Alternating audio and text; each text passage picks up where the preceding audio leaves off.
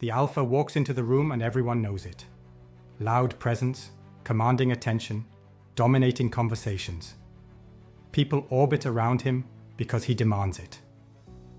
Then the Sigma enters. Quiet, almost invisible. But within minutes, the people with actual depth start gravitating toward him. Not because he asked, not because he performed, but because he possessed the one thing the alpha will never have, no matter how many rooms he conquers. Before I reveal what that trait is, understand something crucial. This isn't about declaring one better than the other. This is about understanding why, in an age where everyone is performing dominance, the absence of performance has become the ultimate form of power. This is about why the traits that worked in tribal hierarchies are failing in modern complexity, and why the one thing Sigma males possess is the trait evolution is currently selecting for, whether we consciously recognize it or not. The alpha male operates on a fundamental principle: establish dominance, maintain hierarchy, control the environment. It's worked for millennia. It's visible, it's measurable, it's predictable. Pack animals recognize it instantly. But here's what's shifted in the last century of human evolution. We're no longer pack animals fighting for survival resources. We're complex individuals navigating psychological landscapes where the old dominant strategies create as many problems as they solve. And in this new terrain, the alpha's greatest strength has become his greatest weakness. Let me take you into the mechanics of alpha attraction. When an alpha male enters a space, he triggers immediate recognition. Status signals activate. Social hierarchies adjust. People respond with either submission or challenge. It's theater, and everyone knows their role.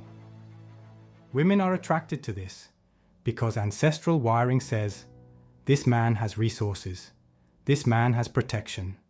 This man has proven himself in the hierarchy. It's attraction born from evolutionary logic. It makes sense. It's safe. It's explainable. But here's what that attraction lacks: freedom. When you're attracted to an alpha, you're attracted to his position, his status, his dominance over others. Your attraction is contextual. It depends on the hierarchy remaining intact. It depends on him maintaining his position. It depends on the audience continuing to validate his dominance. Remove the context, strip away the hierarchy, take away the witnesses, and what remains? Often, very little. The alpha without his throne is just a man who needs a throne. The Sigma male's attraction operates on completely different mechanics. It's not contextual. It's not hierarchical. It's not dependent on audience validation.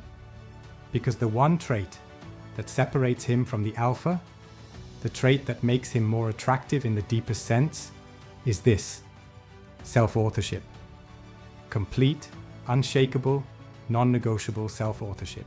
Stay with me, because this word gets thrown around without people understanding its full weight. Self-authorship isn't confidence. Confidence is believing you can handle what comes. Self-authorship is deciding what comes in the first place. Confidence is navigating the game well. Self-authorship is writing your own game. The alpha plays the existing hierarchy better than anyone. The Sigma refuses to accept that the hierarchy has authority over him at all. This creates a fundamentally different type of attraction. When you're drawn to an alpha, you're drawn to how others see him. When you're drawn to a Sigma, you're drawn to how he sees himself. The first is social proof. The second is self-possession. And self-possession, true internal authority over your own existence, is so rare in modern humans that encountering it feels like encountering a different species. Think about what most people are doing with their lives. They're performing roles assigned by society, chasing goals validated by others, seeking approval from authorities they never chose, building identities from external markers. The alpha does this too. He's just better at it. He climbs the ladder faster. He accumulates the symbols more effectively. He wins the game everyone agreed to play. But he's still playing someone else's game. The Sigma looked at the ladder and built his own structure entirely. This is why Sigma males trigger a different quality of attraction. They're not offering status within the system. They're offering exit from the system. They're not promising to elevate you in the hierarchy. They're proving that the hierarchy is optional. And for people suffocating under the weight of social expectations, performance pressure, and validation addiction, meeting someone who's genuinely free creates a desire that goes beyond attraction. It becomes inspiration. It becomes possibility. It becomes evidence that another way of living exists. Let me take you deeper into what self-authorship actually means in practical terms. The alpha male decides what he wants based on what's respected. The Sigma male decides what he wants based on what's true to him. The alpha builds a life that looks successful. The Sigma builds a life that feels meaningful. The alpha seeks to dominate environments. The Sigma creates environments that reflect his values. Every decision the alpha makes is filtered through. How will this affect my position? Every decision the Sigma makes is filtered through.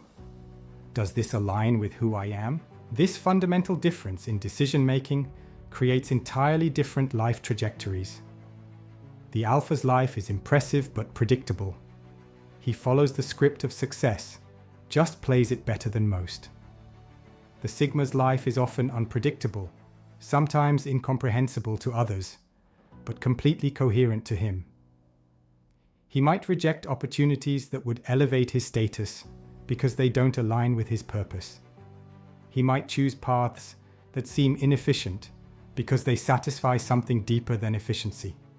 He might walk away from situations where he's winning because winning that particular game doesn't interest him. And this willingness to reject what everyone else wants in favor of what he authentically wants, this is what makes him more attractive than the alpha. Not to everyone. Let's be clear about that. To people who are still invested in the hierarchy, the alpha will always be more attractive. He represents achievement within the system they believe in. But to people who've started questioning the system, who've felt the emptiness of external validation, who've sensed there's something more than the endless competition for status, the Sigma becomes a lighthouse. He's proof that self-determination is possible. Now here's where it gets psychologically complex. The alpha's dominance creates attraction through intimidation. You're drawn to him partly because everyone else is, partly because he seems powerful, partly because aligning with him offers protection. There's an element of fear in the attraction. Fear of missing out. Fear of being on the wrong side of his dominance. Fear of what it means if you're not chosen by someone everyone wants. This fear-based attraction is intense but unstable. It requires constant reinforcement. The moment the alpha shows weakness, the attraction evaporates. The Sigma's self-authorship creates attraction through aspiration. You're drawn to him because he represents what you wish you could be. Free, authentic, self-directed, unbothered by others' opinions. Living by internal rather than external standards. There's no fear in this attraction. There's longing. Longing to access that same freedom. Longing to understand how he achieved self-possession. Longing to be near someone who might teach you, through proximity, how to author your own existence. This aspiration-based attraction is quieter but more stable. It deepens over time as you witness the consistency of his self-authorship. Let me address the practical manifestation of this trait, because philosophy without application is just mental gymnastics. When an alpha male faces a decision, he calculates the social mathematics. What will people think? How will this affect my reputation? Will this strengthen or weaken my position? He's constantly negotiating with external reality. The Sigma male faces the same decisions and asks completely different questions. Is this true to my values? Does this serve my purpose? Does this feel right regardless of how it looks? He's negotiating only with himself. This shows up in relationships most clearly. The alpha chooses partners who enhance his status, women who make him look good, women who other men envy him for having, women who fit the image of success he's trying to project. There's nothing wrong with this, but recognize it for what it is: strategic selection. The relationship serves the image. The Sigma chooses partners based on resonance. Does this person understand him? Do they share his values? Can they coexist in his carefully constructed world without demanding he change it? The relationship serves the connection, not the image. Women pick up on this distinction instantly, even if they can't articulate it. Being chosen by an alpha feels like winning a competition. Being chosen by a Sigma feels like being understood. The first validates your market value. The second validates your essence. The first makes you feel desirable. The second makes you feel seen. And in a world where everyone is trying to be desirable but no one feels seen, being truly seen is the deeper form of attraction. Here's the paradox that most people can't reconcile. The alpha's dominance makes him seem stronger. The Sigma's self-authorship actually makes him stronger. The alpha's strength is relational. It exists in comparison to others. Remove the others and his strength diminishes. The Sigma's strength is absolute. It exists independent of anyone's recognition. Put him alone on an island, and he's exactly as strong as he was in the crowded room. This absolute strength, this self-contained power, triggers a primal recognition in people. This is someone who would survive anything. This is someone whose value isn't contingent on circumstances. Let me take you into the evolutionary psychology of why self-authorship has become more attractive than dominance. For most of human history, survival required belonging to groups. The alpha, who could lead the group, who could coordinate collective action, who could maintain hierarchy, he was essential. Mating with him meant your offspring would have high status and group protection. But we're living in the first era of human history where individual survival is possible without group dependence, where you can build wealth alone, where you can create meaning solo, where belonging is optional rather than mandatory. In this new reality, the traits that help you navigate groups become less valuable than traits that help you navigate yourself. The alpha is a group animal perfected. The Sigma is an individual perfected. And as society becomes more atomized, more digital, more focused on individual expression rather than collective conformity, the individual perfected human becomes the more attractive model. He's adapted to the future, while the alpha is still optimized for the past. But here's what makes self-authorship specifically attractive, beyond just independence. It's not about isolation, it's about integration. The alpha integrates with the hierarchy. He finds his place within existing power structures. The Sigma integrates with himself. He achieves internal coherence where his actions, values, thoughts, and feelings align. This internal integration creates an energy that people find magnetic. He's not fractured. He's not performing one version of himself here and another there. He's the same person in every context because he's not adapting to contexts. He's embodying his truth regardless of context. This consistency is what creates trust at a level the alpha can't access. You trust the alpha to be dominant. You trust him to maintain his position.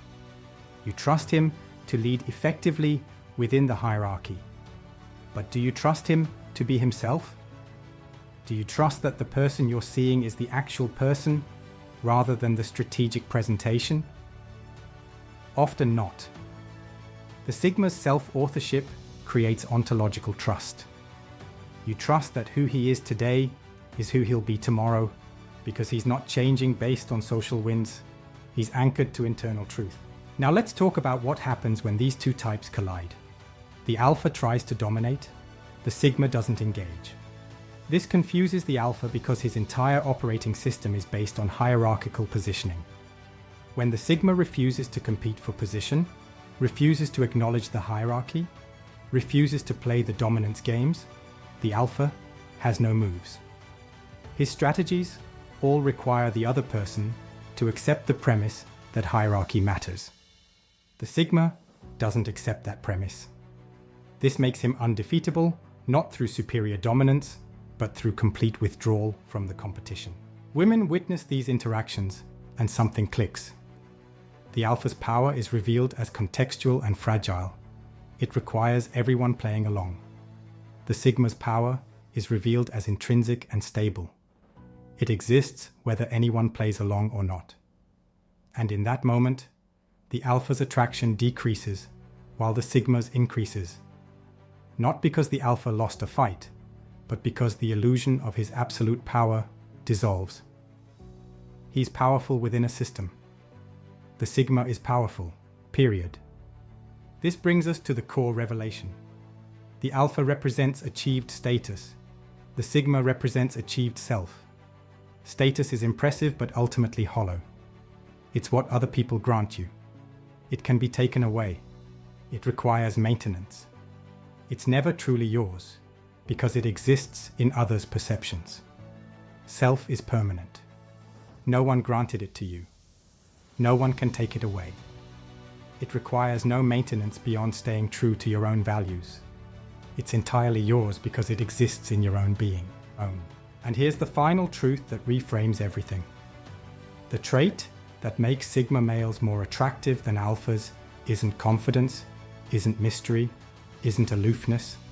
It's authorship. Complete self-authorship. The ability to write their own story rather than play a role in someone else's. The capacity to define success by internal metrics rather than external validation.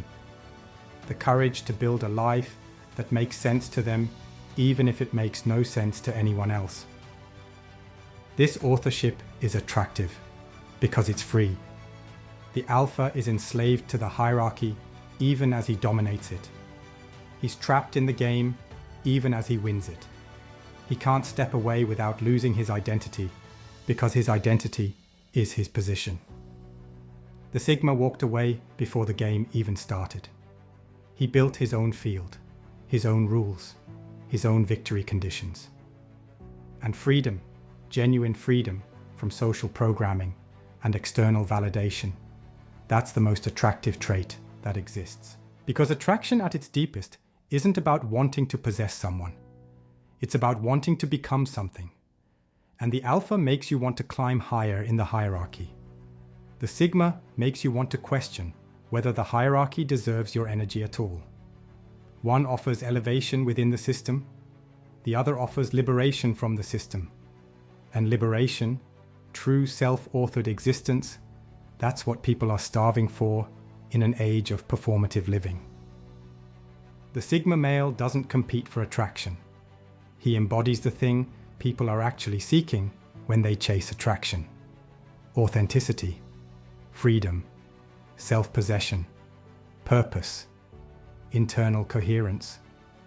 And by embodying these things rather than performing them, he becomes the most attractive option, not because he's trying to be, but because he's too busy being himself to care whether he is or isn't.